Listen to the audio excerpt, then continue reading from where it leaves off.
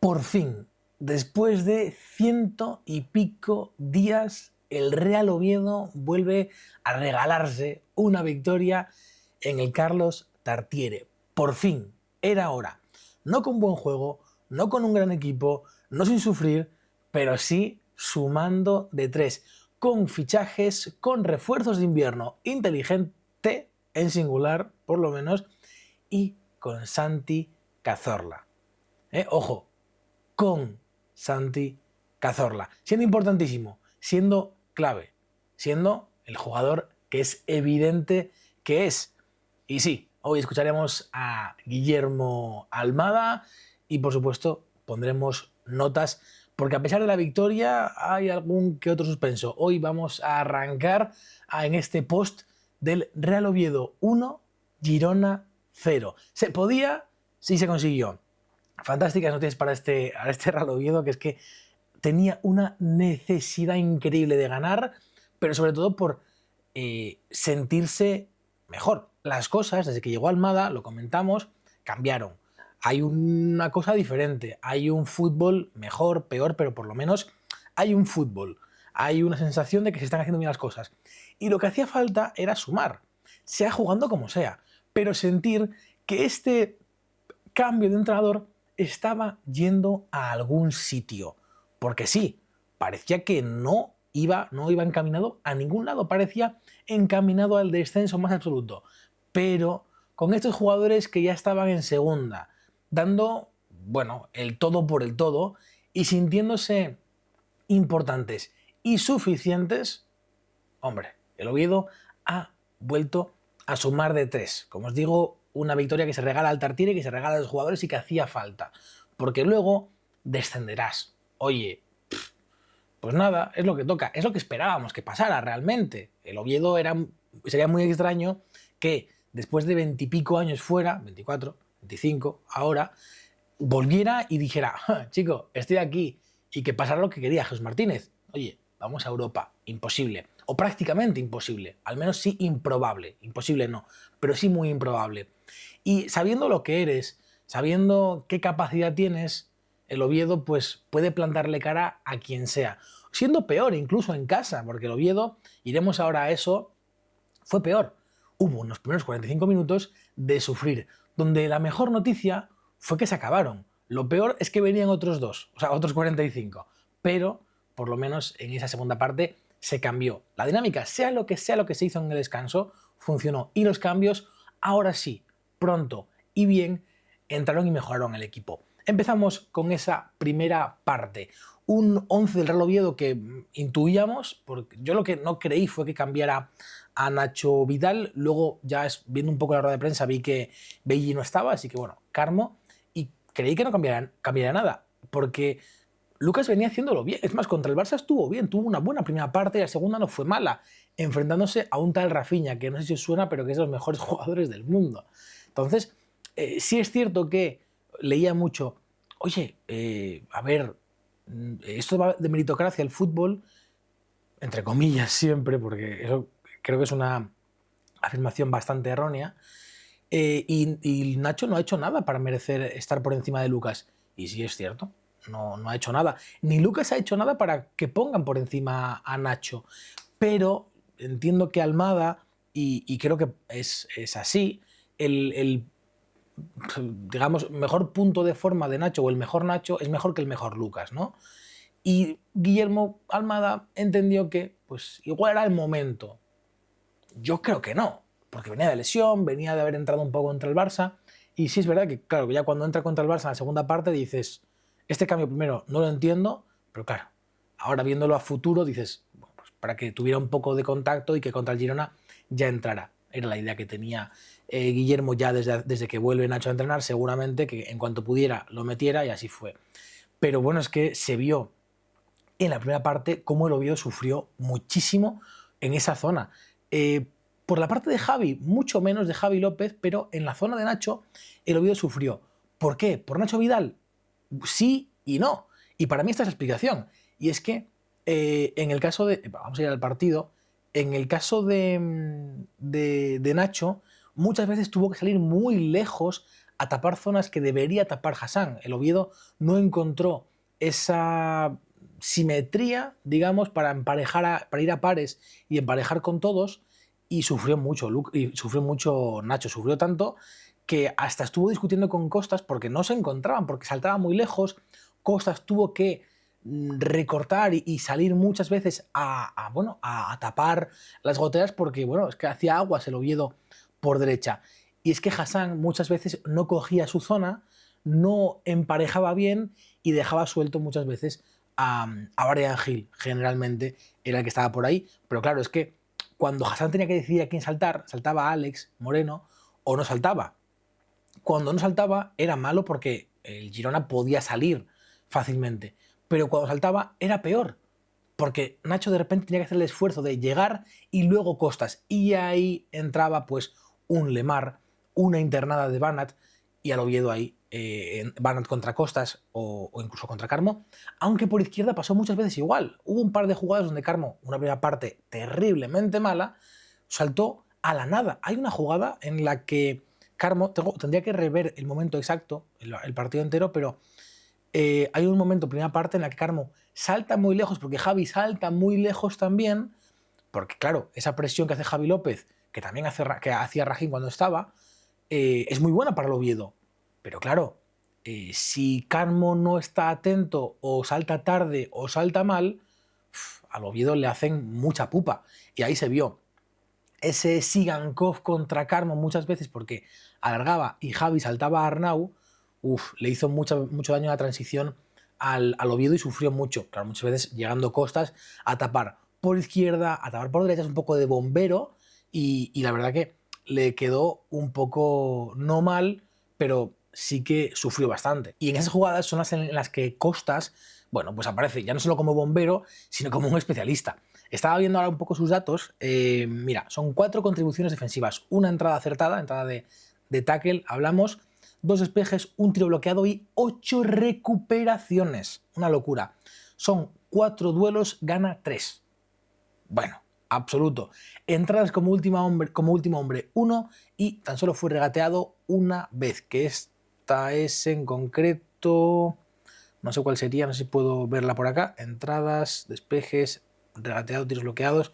Bueno, no lo encuentro. Luego ya, bueno, en distribución de pases, si no me equivoco, tan solo falla pases que son de Costas, hablamos, Solo pases que son 3 desde atrás, desde área, en balón en largo que quiere dar, porque claro, la presión del Girona tampoco era corta, no se dejaba, y falla en total son 1, 2, 6, 5, 7, 8, 9 pases, falla. Concretamente son 4, 5 son son pases largos, de más de 30 metros. Hay alguno, 2 concretamente, 3 te diría que son para batir líneas, que son desde centro del campo con el Oviedo ya metido muy en campo del Girona, donde quiere romper y ahí falla. A veces un control de media punta, Reina, Chaira, que estuvo por cierto muy mal, o algún pase que veo por aquí, que es uno en concreto, que está ya en la frontal del área del Girona, que quiere filtrar y que, bueno, acaba, entiendo, que en Ter Stegen, porque también es fallado. Pero el resto, bueno, es que toda la zona izquierda, toda la zona derecha, perdón, diestra de la defensa del Oviedo para atrás hacia, evidentemente, Escandel, pero muchos que son largos, pases medios, bueno, es que Costas, luego lo veréis en las notas, pero es que creo que se le está viendo a un nivel, ¿qué te voy a decir? Es que asombroso es poco, sinceramente, pero bueno. Respecto al resto de la primera parte, por ejemplo, creo que el Oviedo sufre mucho y no sé si acabará febrero. Yo creo que antes de que termine febrero, Chaira o Hassan, uno de los dos, no sabría cuál, para mí Chaira, pero claro, es que ahí está un poco la duda. Es suplente por Thiago. ¿Lo digo muy pronto? Sí, lo digo muy pronto. Definitivamente lo digo muy pronto. Pero es que, a ver, tenemos 2 extremos que tienen nivel de primera, sí, pero que son muy limitados. A la hora de Chaira, primeros controles son muy malos. Veces que Chaira hace un control y se le va, se le aleja, pierde el balón con ese primer control que ya son malos. ¿Por qué? No lo sé. No lo sé. Y si es tensión, si es no sé lo que es. No sé si es por la tensión que tiene en el cuerpo, por un poco el no querer fallar y acabar fallando, que pasa mucho en este Real Oviedo, pero falla. El caso es que falla, sí. ¿Qué pasa? Que Chaira es un jugador, es un tipo de extremo que está cerca de hacer y que le es fácil, entendedme fácil, hacer números, sumar números. Es que en una temporada mala lleva, que son 2 goles, bueno, ahora estoy un poco en duda, no sé si son 2 o 3, ahora me acaba de quedar un poco pillado. 2 fijo, que son este año, en el 26, pero que siempre está cerca de hacer números. Siempre está en ese punto. Mira, son 2 goles y una asistencia esa temporada. Pero es que la temporada pasada son 8 goles y 3 asistencias y no llega a más porque se lesiona la última parte de la temporada, aunque marca en el final de playoffs, pero llega un poco forzado a las playoffs. Si no, podría haber sumado más. Y si no me equivoco, son 35 partidos, 8 goles, 3 asistencias. Creo que hay alguno más con el tema del playoff. Creo, no estoy muy seguro ahí.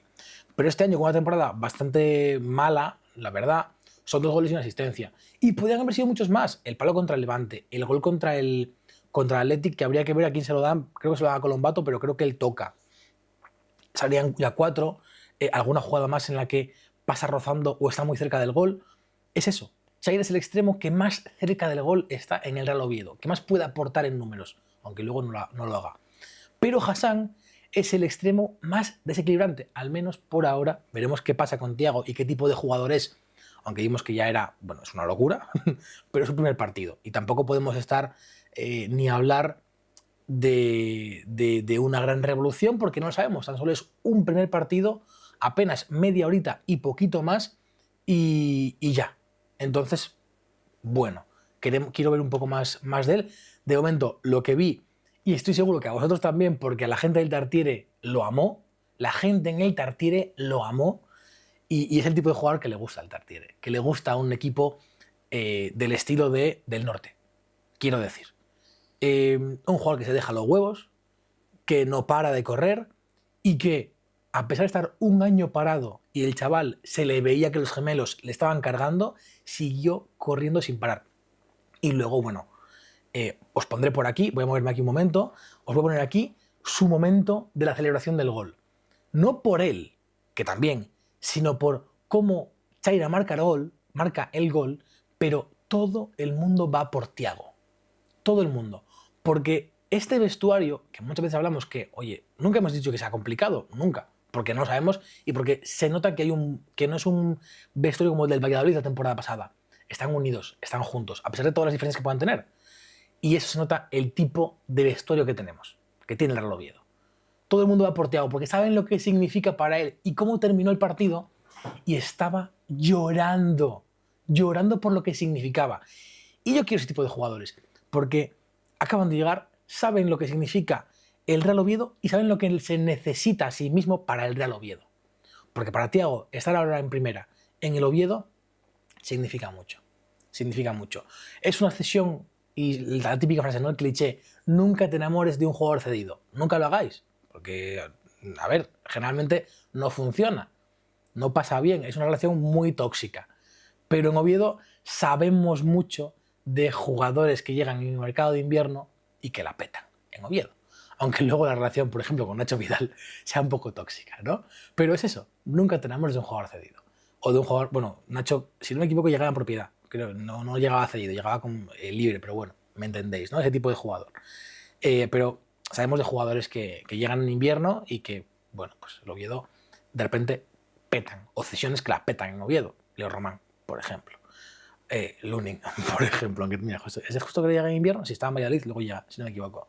Pero bueno, yendo ya a la segunda parte, alejémonos de la primera parte y yendo a la segunda, ese momento en el que entran Cazorla y entra Thiago, dices, hostia, aquí hay un cambio de mentalidad, bueno, del Tartiere, porque ya solo que Cazorla salga a calentar y que de repente haga la vuelta a quitarse el peto, ya hay algo en el Tartiere, ya se calienta, ya empieza a apretar un poco más. Y el equipo dice, epa, este es el momento. Quiero ver estadísticas de la primera parte. El Oviedo 35% de posesión, 65% del Girona, goles esperados, y este es el tema del partido, y es que el Real Oviedo, pese a un mal partido, tiene poco volumen de juego, Almada lo dijo, el Oviedo tuvo poco volumen de juego, pero igualmente siguió creando más que el Girona, porque el Girona creó peligro, amenaza, pero no culminaba. Y Escandel no hizo falta que hiciera, es más, creo que es más la segunda parte, donde el Girona empieza un poco más a disparar, a llegar. Pero donde yo realmente lo pasé mal es en la primera parte. Por todo digamos, contexto, por todo el humito de ese Girona que estaba llegando, que te metía prisa, que tú no llegabas, aunque la segunda parte, la primera parte, esos segundos, bueno, los últimos 15 minutos, 10 minutos, el Oviedo ya, oye, va subiendo, va llegando, mete un poco más de miedo, y Viñas y Chaira, hay un momento que para mí es clave, que yo creo que es con el golpe a Costas, que no sé en qué momento es, la verdad no sé qué minuto es, pero creo que ahí es donde Almada interviene un poco, porque Almada es un entrenador intervencionista, para bien y para mal, pero por lo menos que le gusta estar metido en el partido, ir corrigiendo y tal. Y llama a Javi López y a Chaira, que estaban hablando en la otra esquina, les llama, y es a Javi, a partir de ahí es donde Chaira ya se mete un poco más por dentro, a Javi le dice, alarga, alarga, alarga. Por ahí viene el gol, por cierto, pero en la segunda parte, por Javi López alargando al extremo. Pero muchas veces, y ahí entra más en juego el Oviedo, empezó a alargar. Javi López empezó a meterse más de extremo, bueno, de extremo, más de carrilero, más pegado a banda, más llegando y profundizando un poco, siendo un poco más profundo por banda izquierda, y Chaira se internaba, y juntarse un poco más con Fede Viñas. Eso no llevó a nada realmente, esa conjunción Fede-Chaira, primera parte, y tampoco en la segunda, pero Fede Viñas se encontró un poco más acompañado. Y en esa pelea contra Víctor Reis, Fede Viñas tiene su tranquilo en cuanto a duelos. Vamos a ir al duelo, no sé el duelo directo, evidentemente, porque Viñas disparó 2 veces y las 2 veces fueron bloqueadas. Ah, no, bueno, una vez fue bloqueado, otra vez fue fuera. Pero bueno, en el duelo creo que son 21 duelos, 21, y gana 12, ya más del 50%. Contra los centrales, Víctor Reis, ojo, es un chavalito, pero como brega, ¿eh? Es una cosa loca. Y bueno, tuvo sus más y sus menos, ¿no? Tuvo sus más y sus menos, pero ahí se quedó y tuvo una recuperación. Y bueno, 2 contribuciones defensivas que son, a ver, entradas que son en banda derecha en ataque, y una recuperación en el centro del campo. Bueno, ahí está. Pero bueno, el caso es que Viñas, y esto es lo que hablo mucho con Viñas. Viñas, bueno, lleva 3 goles. En cuanto a cuota goleadora, si es evidente, no es el punta que necesitamos, pero es el punta que tenemos, y es un delantero que, si tuviéramos una segunda línea, que esto lo he comentado varias veces, una segunda línea más productiva, que más llegadora, más jugadores que lleguen más y el Oviedo pudiera implantarse un poco más en campo contrario, que creo que lo hace con esa presión, pero que un poco un juego más directo, creo que el Oviedo y Viñas sería un jugador un poco más fuerte, igual como una doble punta, por ejemplo. Pero bueno, el caso es ese, ¿no? El caso es que Viñas, pese a tener un partido un poco gris, porque no llega, porque no golpea, porque no marca, vale, a mí que Viñas no marque, me lo espero, me parece que entra dentro de lo evidente, ya creo que es algo que no se puede pedir, que es ridículo, ¿no? Y es que tengo un punto y no le puedo pedir goles. Ya, sí, ya lo sé. Sí, yo también lo sé. Pero es que hay que valorar también todo lo que hace, todo el trabajo por fuera. ¿No tiene facilidad para el gol? No, evidentemente no la tiene. ¿El Oviedo crea mucho para él? No, tampoco, es verdad. Es así, tampoco lo hace. Pero por lo menos se dejan los huevos en el campo, sigue bregando, sigue peleando, y luego esa pelea contra el central y empatar los duelos, ahí pues sí que te lo consigue, lo que hacía Alemão. Solo que luego Alemão, pues esa última temporada y la segunda parte de su primera temporada, suba muchos goles, marca mucho, y tenía, es que no es facilidad para el gol, pero por lo menos sí que, oye, pues le reguindo de aquí, y luego pues en segunda pues es que se salió. La segunda, es que ese año 2024 de Alemão es increíble. La segunda vuelta de la temporada con Carrión y la primera vuelta de Calleja, es que suma goles por doquier. O sea, son 14 goles la temporada pasada, y a partir de enero desaparece. Marca algún gol y tal, pero desaparece. Porque la pubalgia, ¿no? Y eso no lo tiene Viñas, no lo tiene, pero tiene otras cosas. Es un todo, y luego yo personalmente creo que, como os digo, segunda línea, y si Chaira estuviera más cerca de números este año, pues creo que se estaría hinchando. a mi parecer, se estaría hinchando por todo lo que genera Viñas alrededor. Como os decía, estadísticas de la primera parte no son muy allá. El Girona tiene una ocasión clara, pero tampoco es una gran ocasión, quiero decir.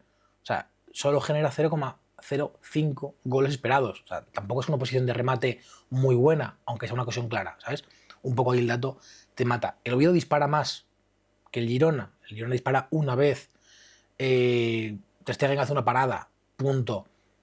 Es que hay la mitad de pases incluso del Oviedo que del Girona, incluso algo menos de la mitad, pero hay poquita cosa, muy poquita cosa.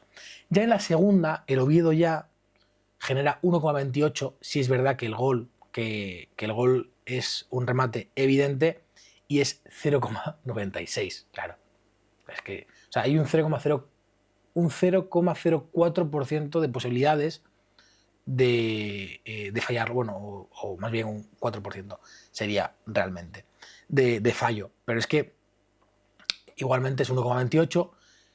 No generas más que el Girona en ese. Bueno, sí generas más que el Girona en total, no sin el gol, lo cual es evidente, pero bueno, 1,28, 0,60. Se empareja en ocasiones claras, 1-1 en la segunda parte. Disparas menos en este caso, 6-8, pero Scandell solo tiene que hacer una parada en todo el partido. Es milagrosa, es salvadora, sí, pero es una.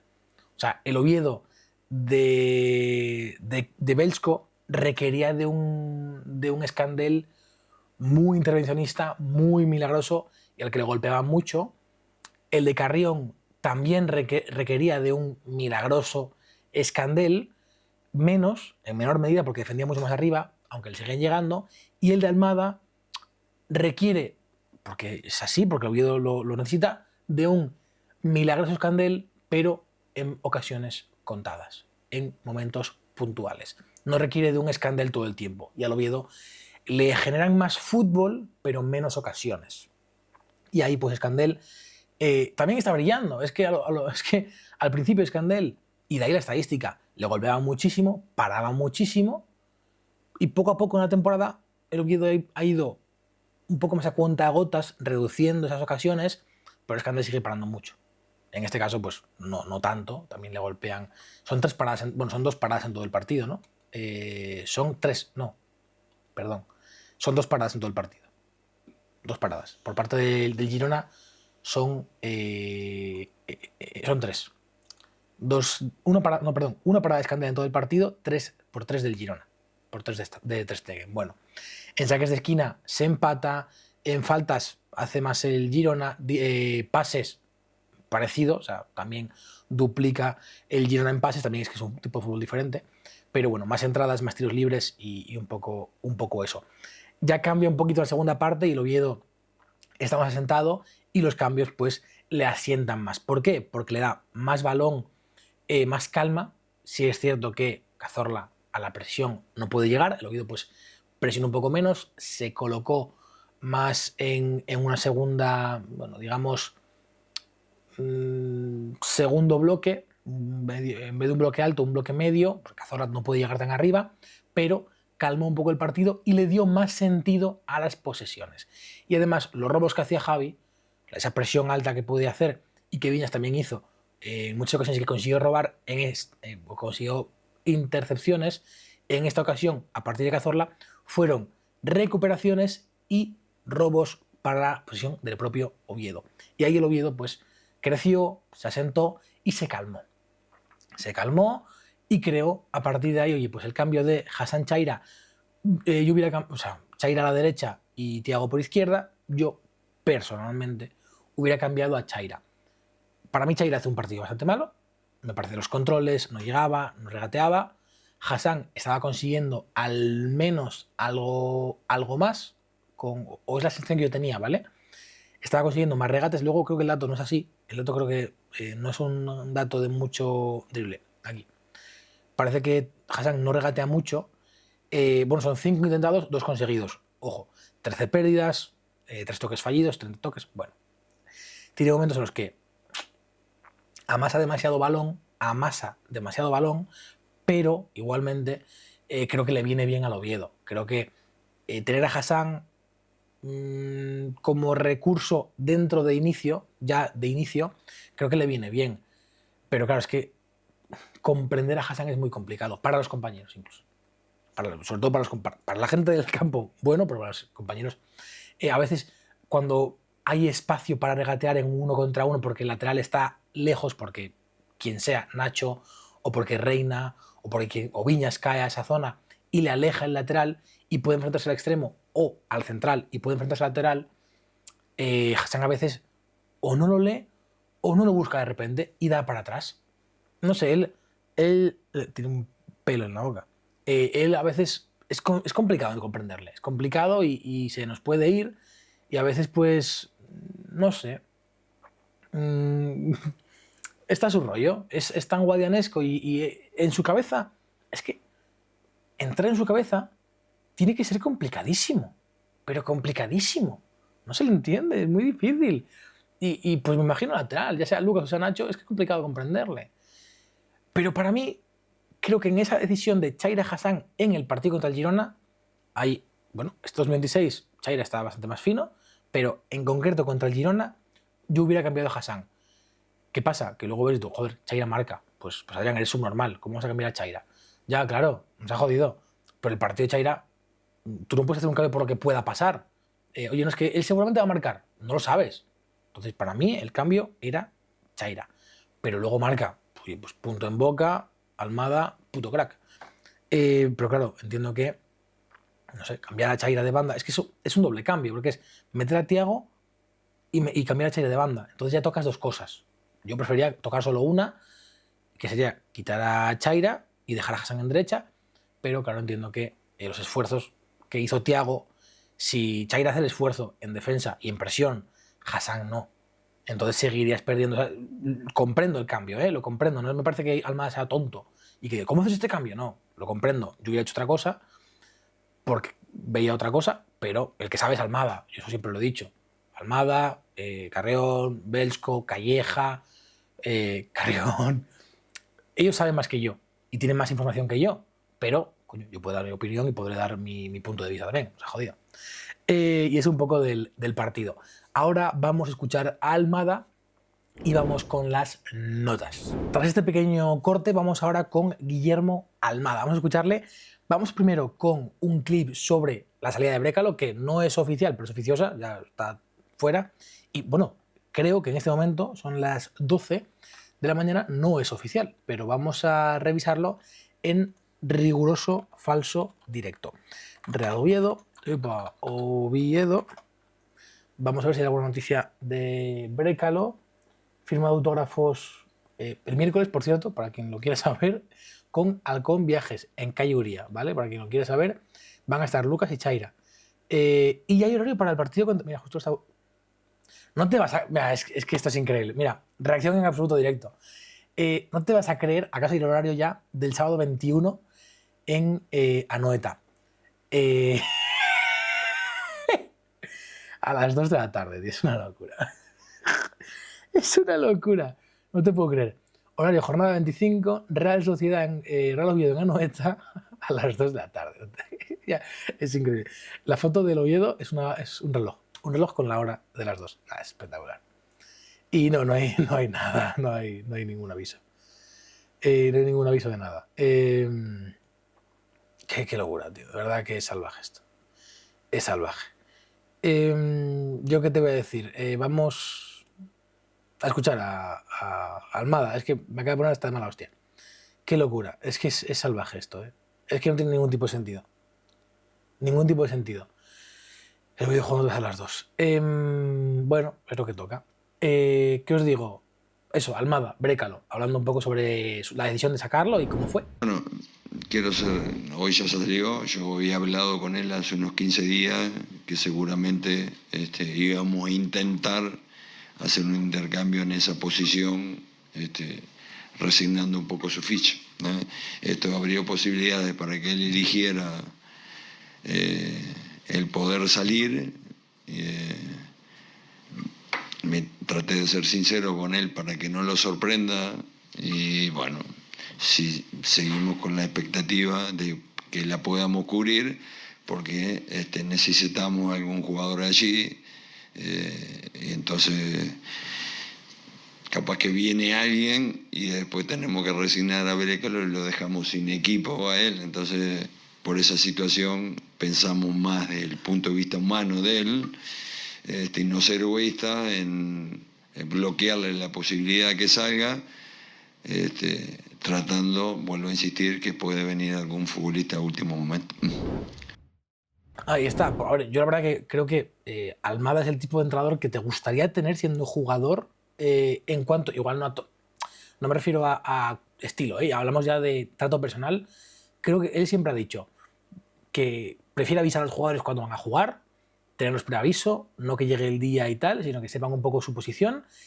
Y respecto a lo que dijo de Cazorla, que escucharemos ahora lo que dijo este día, por lo que se dice que le dijo a Cazorla de que no va a jugar, qué tal, bueno, eso te lo puede decir cualquier... Eso no es la primera vez que pasa en el fútbol, es una decisión de entrenador que yo no entiendo, evidentemente respeto porque no te queda de otra, pero que no entendía, que no creía que pudiera pasar. Parece que así fue, se supone, y que por lo menos le fue sincero. Y conmigo no vas a jugar. ¿Qué pasa? Que luego el fútbol no es la primera vez que le pasa a ningún entrenador, te pone en tu sitio. Y ya está. Te pone en tu maldito sitio y te das cuenta que, oye, pues sí, mira, yo tenía una idea de este equipo, pero es que sin este jugador que no creí que tal, me puso. Pasó con el Cholo y Mario Suárez.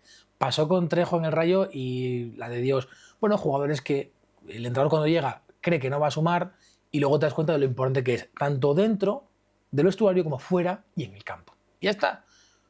Parece que ahora Almada se dio cuenta, dice, mira, pues sí, tenían razón, la gente tenía razón, yo me equivoqué y lo ha dicho. Y lo ha dicho tal cual, hablando de Brecalo, que fue sincero, pues con Cazorla también, y ahora lo ha vuelto a ser. Bueno, ¿qué voy a decir de Santi? Santi es un crack, ¿no? Aparte fue el primero en posicionarse, en trabajar en la recuperación de la pelota, y nos aportó soluciones en el momento que no la teníamos. Como le digo a los futbolistas, si no la tenemos, para jugar precisamos recuperarla. Y el posicionamiento de él fue muy bien, muy bueno, y generó confianza en todos los jugadores, y nos dio fluidez en el manejo cuando recibió, es muy inteligente para ubicarse. Y después Thiago también nos dio soluciones en la banda, no solo en el juego, sino en la colaboración de la recuperación del balón. Así que los dos fueron un envión importante para lograr este resultado. Ahí está, se equivocó. Él lo dice, él se lo cree, y bueno, pues el Oviedo ahora ya está más tranquilo.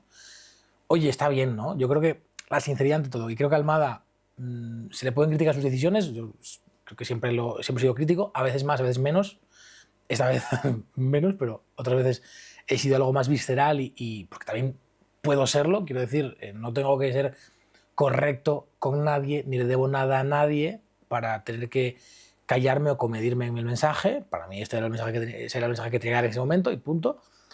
Y en este caso, pues, lo mismo, se equivoca, él lo dice, punto.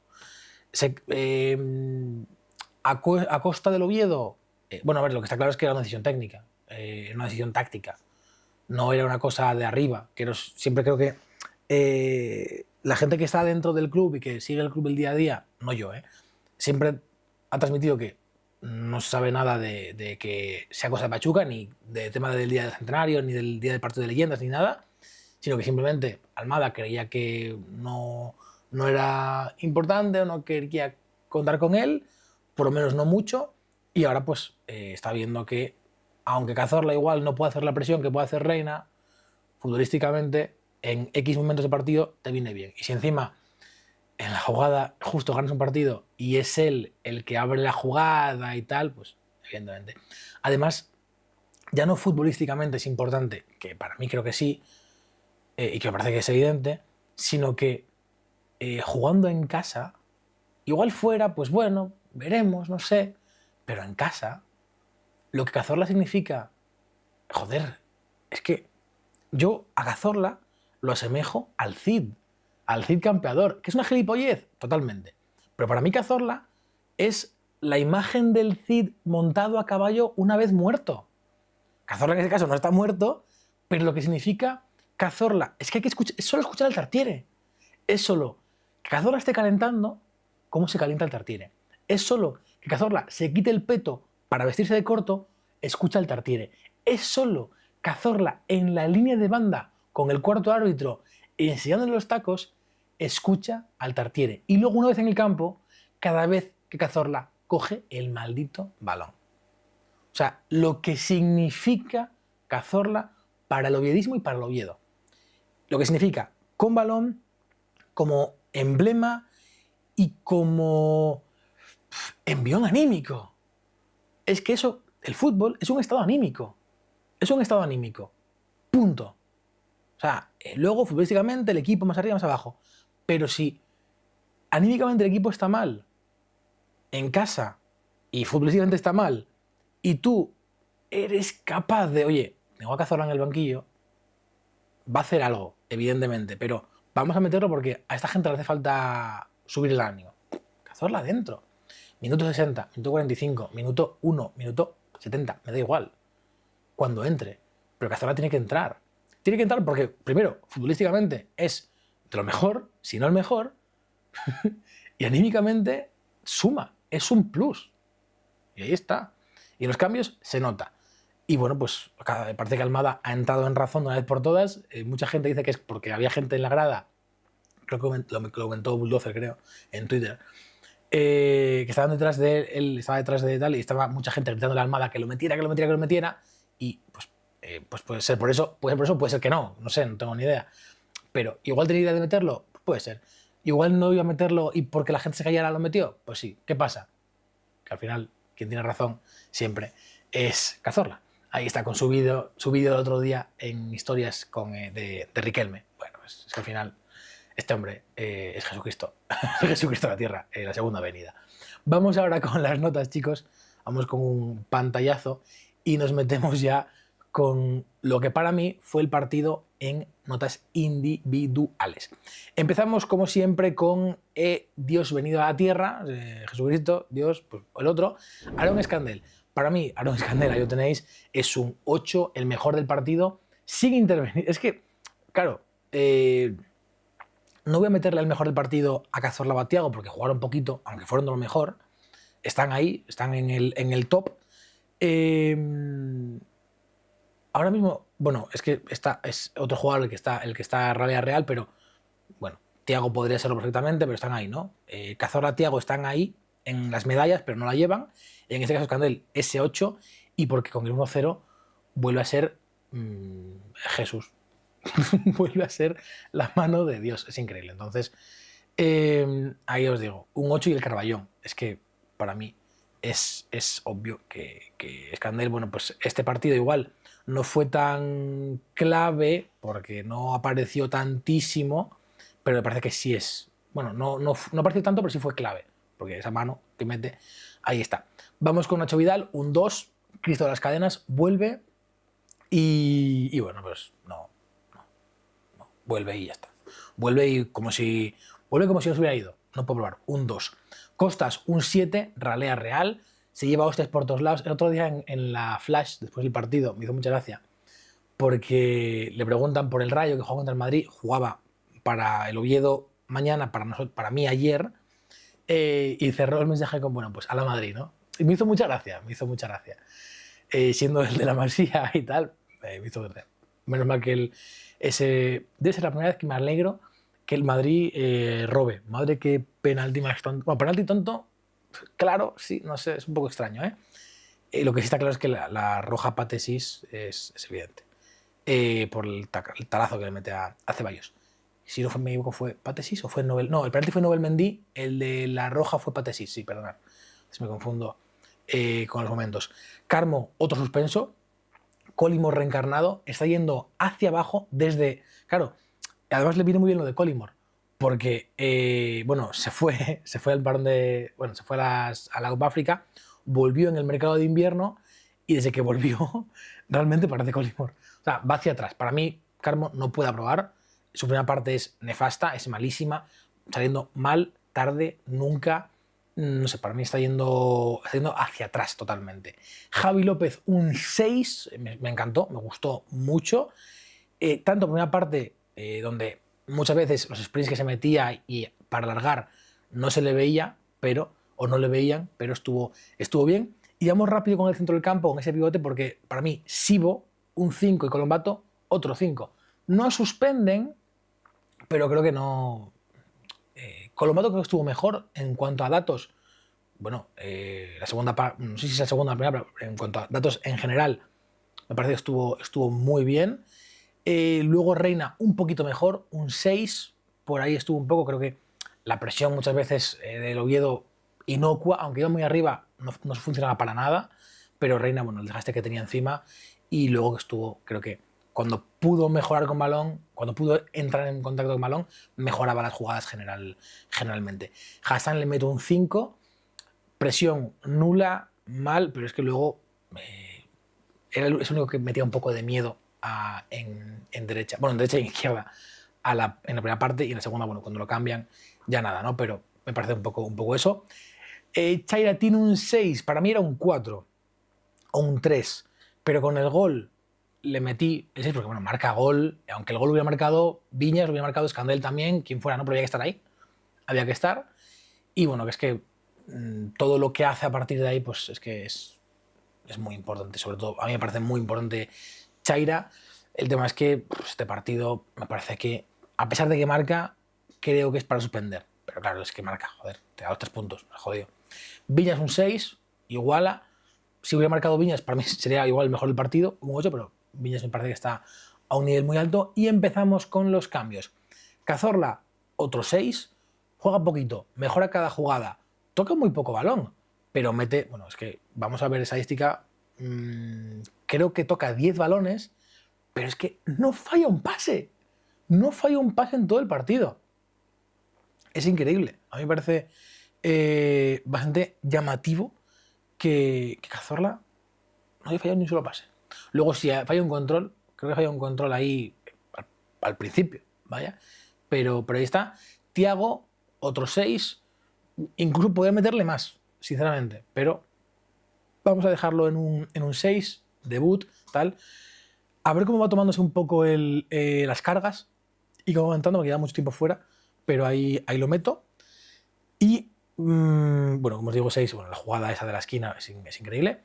Lucas, otro 6, entra y ahí está, lo hace bien, no la lía, quiero decir, está mejor que los cambios me parece que estuvieron todos bastante bien, está mejor que Nacho. Fonseca un 5, invisible, al igual que Dendoncker, otro 5. Para mí creo que está un poco por ahí la cosa, muy desaparecidos todos.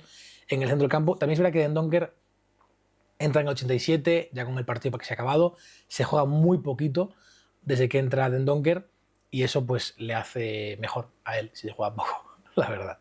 Pero bueno, ahí está. Estas son las notas del partido, de Real Oviedo 1, Girona 0. Hasta aquí el vídeo, como os digo, oye, pues os dije hace unos días, oye, vamos a preparar un preguntas y respuestas, ¿no? Va, pues si queréis, aquí en comentarios, dejar vuestras preguntas del mercado, de la temporada, de lo que sea, lo que queráis, y abajo, bueno, en el siguiente vídeo, o en uno de los siguientes vídeos, responderé más bien vuestras preguntas. Hasta aquí este postpartido del Real Oviedo 1, Girona 0. Chao. Chao.